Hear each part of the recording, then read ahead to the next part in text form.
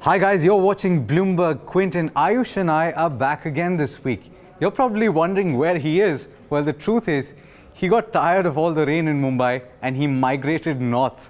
Ayush, how's the weather there? I think it's better than it is here. It's simply amazing. Well, it's hot out here, but it doesn't matter where we are, Alex. It's a special day for a number of reasons. The first reason being, of course, well, the transfer window for football, well, shuts today. It shut earlier today in England. It shuts later today in Spain. And it's also special, Alex, because it marks 1 year since we actually did the first show, the first weekend show, you and I. That's why. Absolutely. And we were crazy excited about it then. We thought it was a big deal when Pogba got signed for £89 million. I think that record has been smashed, and how. Boy, were we wrong. Yeah, so we're going to talk about that and a lot more over the course of this conversation, guys. So we're talking about the transfer window that just got concluded. There's a lot to talk about, of course, and I'm sure you guys who are watching will have a lot of comments. Do write into us, do tell us what you think, do share, and you know, of course, join the conversation. But you know, to put things in context, because Ayush and I look at business day in and day out. Ayush looks at law and policy, I look at business. To really put things in context, we have somebody who's been tracking this day in and day out. We have Greg Lee, who's joining us from London. He's a freelance football writer, and he's been tracking the transfer window, which, to be honest, has been absolutely breathless.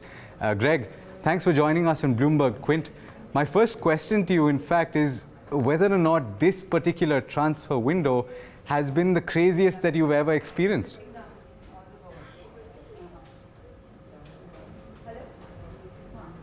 Greg, can you hear me? Greg, can you hear me?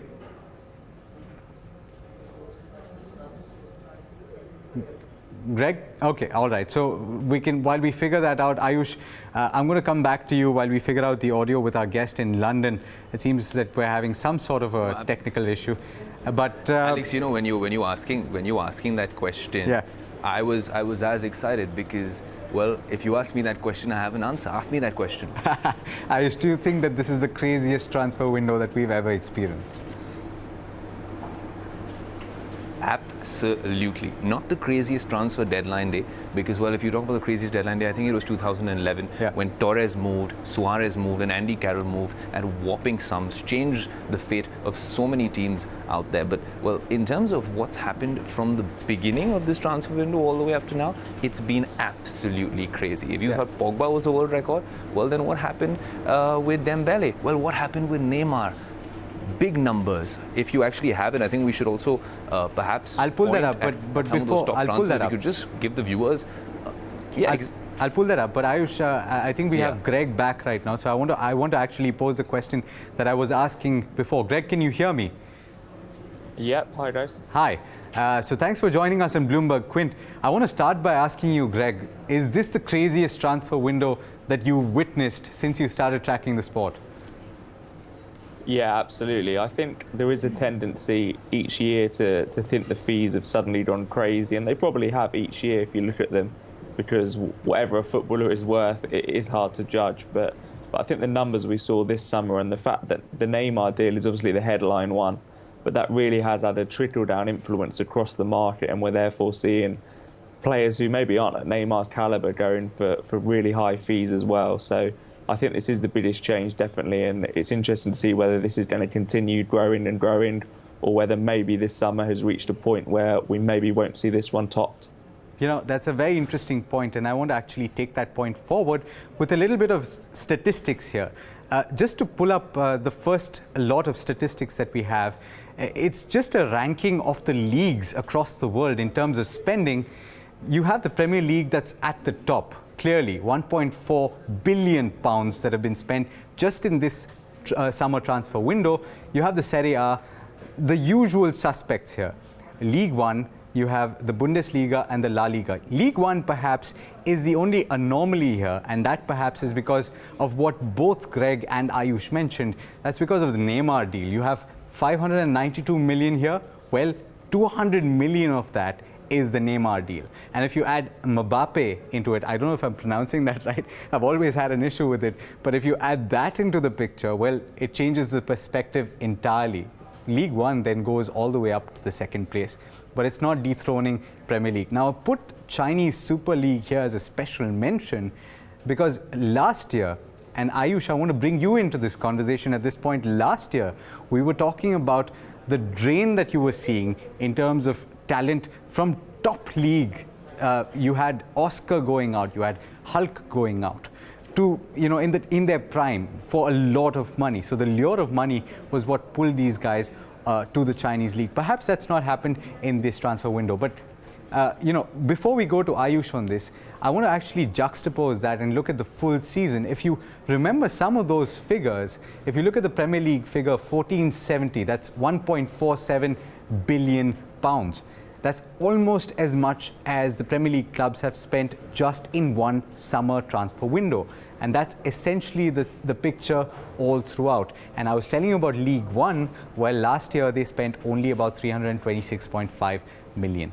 Now, I want to go back to Ayush on this point, Ayush. The point that I was talking about, right? It's been absolutely crazy in terms of the spending that we've seen. It's reached another level. And it's an interesting point that Greg brought out, whether or not we'll see an end to it. Perhaps not, because the Premier League clubs have a lot of money to spend.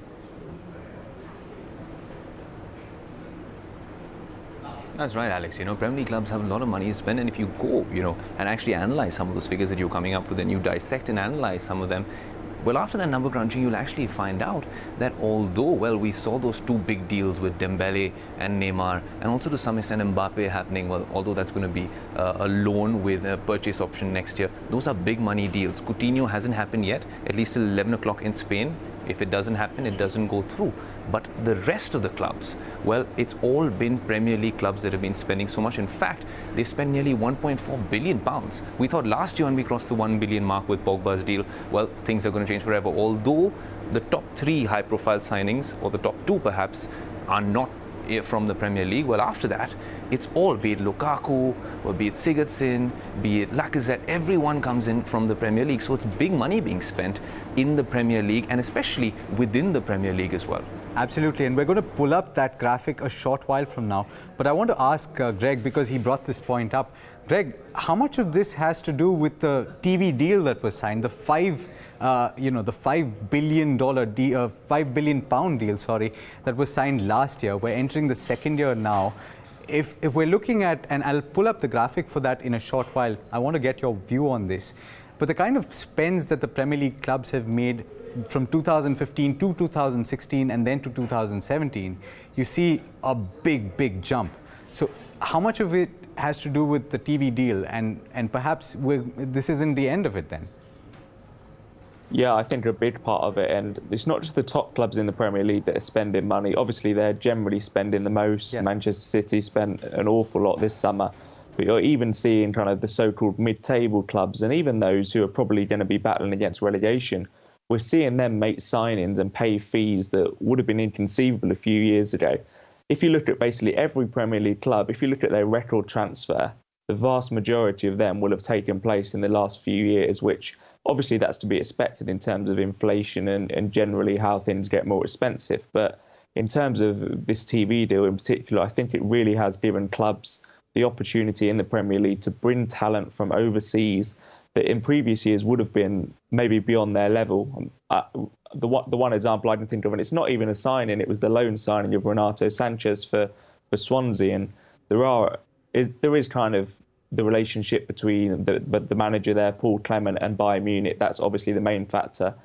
But just to be able to attract a player like that for Swansea City, who are a club who maybe a decade ago were in the lower leagues, I think just by being in the Premier League now, you're automatically one of the richest clubs in Europe, which is why they can spend these fees. And that's why I think the money is being spent not just at the top of the league, but right through the division. And that should actually bode well for the quality that we see in the Premier League over the course of this season. But in fact, to just illustrate the point that Greg was making, just look at the graphic point that talks about the shift in spending. 870 million in 2015. Then the TV deal came and it nearly doubled to 1.16 billion, and now we've gone to 1.4 billion. And like Greg was pointing out, it's across the board spending that we've seen. And let's actually pull up what Ayush was talking about in terms of the biggest deals this summer and the costliest players out there. You'll see that the top two deals, that's Neymar and Ousmane Dembele, for Paris Saint-Germain and for FC Barcelona respectively. But then all the others, 8 of them are to Premier League clubs. The top clubs, of course, but they're to Premier League clubs. And there are 2 mentions here, and I want to actually talk about that next. You have Kylian Mbappe, which we've already addressed to a certain point, and you have Naby Keita, the 48+ million pound deal to Liverpool. Greg, I want to get your view on this. Is it just simply very smart business on the part of Liverpool, this Keita deal? I've always come across instances where a club would sign a player and then loan the player back to the original club. This is the first instance that I have seen of a deferred purchase, so to speak.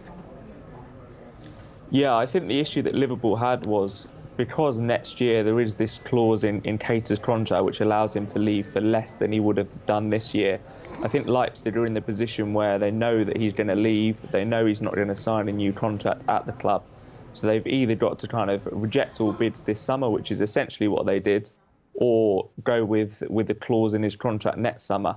So they've actually, I think this is a deal that works well for all parties, because Liverpool, they tried to get him this summer, they couldn't, but they didn't want to waste all that groundwork that they put in. They'd obviously spoken to the club a lot. They tried to negotiate it, didn't quite happen, and they've been prepared to pay a little bit extra because they knew if they waited until next summer to try and get him for the release clause value, that would mean them competing against several other clubs, because I think this is a player who we're going to hear more and more of in the coming years. Very talented, all-round midfielder.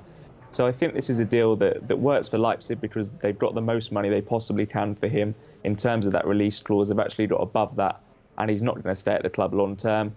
And it kind of works for Liverpool because they maybe could have waited next year and risked it, but I think that would have been too big a risk. They've secured him in advance, and I think over the coming year the eyes will be on him, but I'm pretty sure he'll respond to that well, and maybe we'll be looking at this as a really good bargain next summer. You know, Alex, just like Greg was pointing out right now, well, that particular case in terms of, the Liverpool deal and the Keita deal, that's a special, unique case. And like you pointed out, Greg explained that. But I want to ask Greg something. Greg, when it comes to a deal like Kylian Mbappe, right now, when you have this inexplicable, loan signing, you're loaning your best player, perhaps one of the hottest prospects in world football, to your biggest, wealthiest rival, PSG, and then there's an option to buy. Does this mean that clubs are actually looking at financial fair play, or is there something else, some hidden agenda with that deal? Yeah, I think it must be a case of PSG looking at financial fair play, because the fact they were able to sign Neymar, there's not been loads of sales from PSG this summer. I think they would have intended to shift players for a lot more money than they have. So even the Neymar deal alone, I think that brings FFP into question. So there would have been no chance of them getting through the rulings there and signing Mbappe this summer. So it's just a case really of them forcing through a deal to get him for this season without having to kind of put that money on the books this year. So technically it will be counted from next year, which will hopefully, for their point of view, allow them to get around the rulings. But I think the difference more generally in terms of Ligue 1 and the Premier League is the Premier League, we have seen that spend in that graph you showed. We saw different clubs kind of bringing in players for different values. They were all spending basically. On a general level, whether that's good or not, I don't know. But PSG are clearly the only team in Ligue 1 who can spend this type of money. So from a competitive football level, it is a shame to see a player, as you say, so talented, join a domestic rival like that. And that probably is the title race already over at this early stage. Perhaps. Let's not write anybody off yet, though, Greg.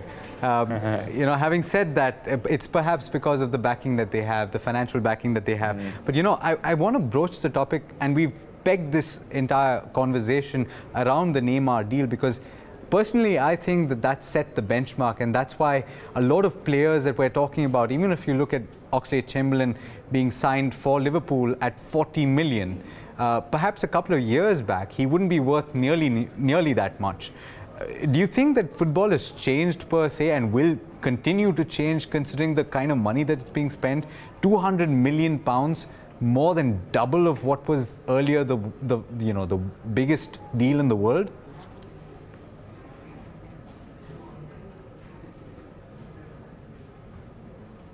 Greg, can you hear me? I think. Yeah, sorry. Yeah, I think it is just a thing we're going to have to get used to. And even talking about Liverpool, the Coutinho deal, which was offered to them, they turned down 114 million in the end. Maybe that deal will go through because the Spanish clubs have still got a little bit longer.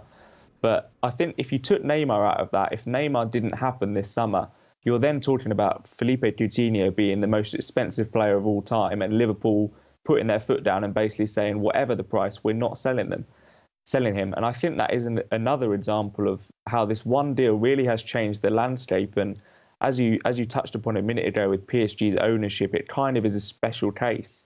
So whether that Neymar deal will be topped, for example, in the next couple of years, I'm not sure because it's beaten the record by so much. But I think if you look at Liverpool, both their signing of Oxlade-Chamberlain, as you mentioned, but more significantly for me is the fact that they so adamantly kind of refused to sell Coutinho for a fee that 1-2 years ago you would have thought would have been an absolute no-brainer. As good a player as he is, it's such a huge fee, and I think that really is an example of the shifting landscape. As I say, I'm not sure that Neymar deal will be beaten anytime soon because you've got to remember it was almost, this buyout clause in his contract was almost there so that no club could realistically sign him. That's how unlikely this was to go through. So I think that was a bit of a special case, but we really are seeing that deal right at the top of the food chain, filtering down and influencing people's perception on what value is and what players should be available for, because that really has shifted throughout the market, and maybe that is a longer term impact of that deal. You know, Alex, when it comes to Neymar, really, it's kind of interesting because we had a conversation about this when we did a Facebook Live earlier, and a lot of people joined in on that as well. But what's interesting about this is, and when Greg was saying this as well, that Neymar deal, while it's a 222 million euro price tag purely for the transfer money, that's the amount that PSG paid Barcelona, it's kind of interesting because there's a lot more at play with that particular deal, since you were talking about it. One being the geopolitical ramifications with that deal, what that Qatari money meant, what it means for the World Cup in Qatar as well, what it also means perhaps for football in France. Well, because with Neymar coming in, it changes the whole ball game altogether. And lastly, there's an interesting stat, you know, when it comes to his salary, his endorsements obviously, they're through the roof, but his salary as well, there's an interesting stat online saying Neymar's yearly salary is equivalent to the cost of 408,000 PSG replica shirts, that's their jerseys, with Neymar Junior printed on the back. Just imagine the amount of money we're talking about here. It's perhaps 3 or 4 times more than most Premier League, top Premier League players out there, just being Neymar alone playing in France. Well, you know, a lot has changed because of the Neymar deal, and I think perhaps that particular deal set off a chain reaction in several other clubs. You have Coutinho, who still wants to move to Barcelona. We don't know whether or not that deal will go through, but then several other clubs were hoping to get certain players and were not sure whether or not they'll get those players. So Neymar supposedly was being scouted by Arsenal and Liverpool. So he chose not to go to Arsenal, or the Arsenal deal fell through. Liverpool weren't able to sign him. Because of that, Alexis Sanchez couldn't move to Manchester City. You had Coutinho, for which Liverpool could not find a replacement, and therefore Coutinho couldn't move. So several sub-stories within that entire story, Greg. You have a lot of situations where players are now saying, look, I don't want to go there, or are putting their foot down and saying, look, I want to move. Is this another huge shift that we're seeing in terms of player activism? And are we looking at a change perhaps in the way contracts are structured perhaps? Yeah, I think you could argue that, but at the same time, I think it does depend on a case-by-case basis, really, because one of the examples of a player who has stayed at his club is Virgil van Dijk, and I think a lot of it is to do with the contract situation of the player in question. Because the difference with Van Dijk compared to people like Alexis Sanchez, players whose contract is coming to an end next season, Ross Barkley, another one. They obviously, the power is increasingly in the players' hands. But what we saw with Southampton was a player who they tied down to a new lengthy contract until 2022. They signed that deal with Van Dijk early this year, and therefore the power was completely in their hands. And Van Dijk obviously wanted to go. He wasn't even training with the first team recently. He put in a transfer request, but Southampton, because of this TV money they're now able to have, they don't necessarily have the financial need to sell players as much as they did before.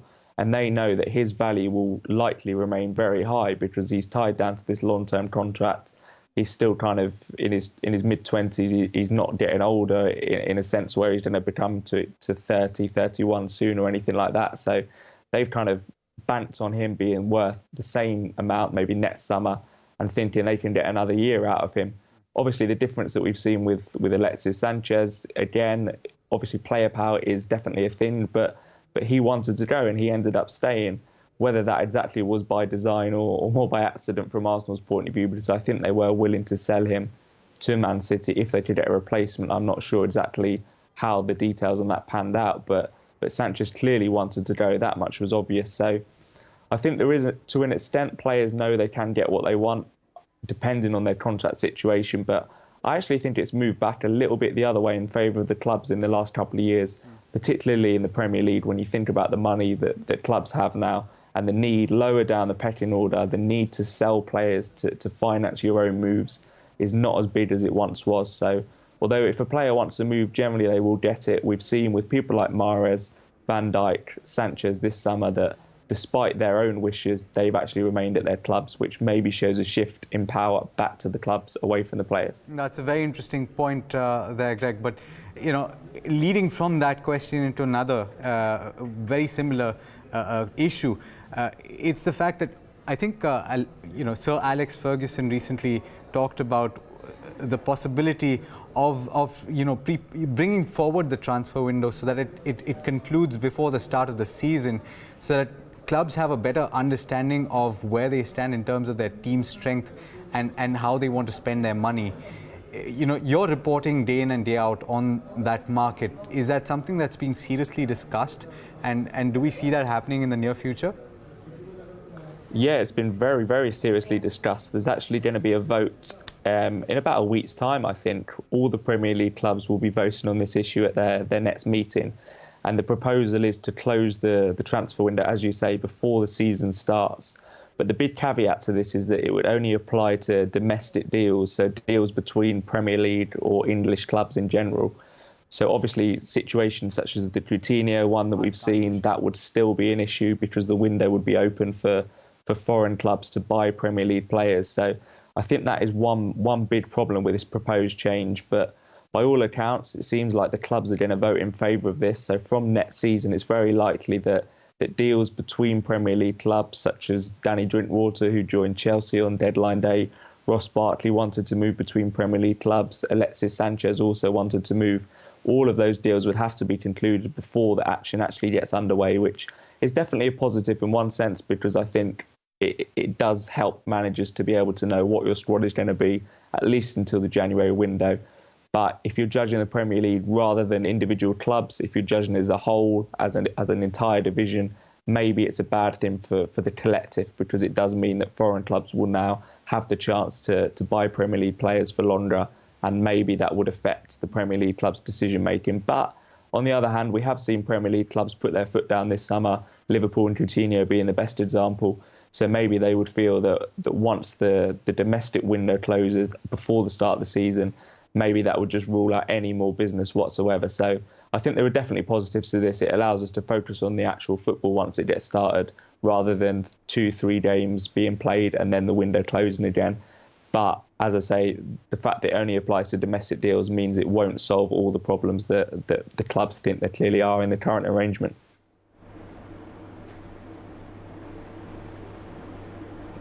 You know, Alex, just think about it.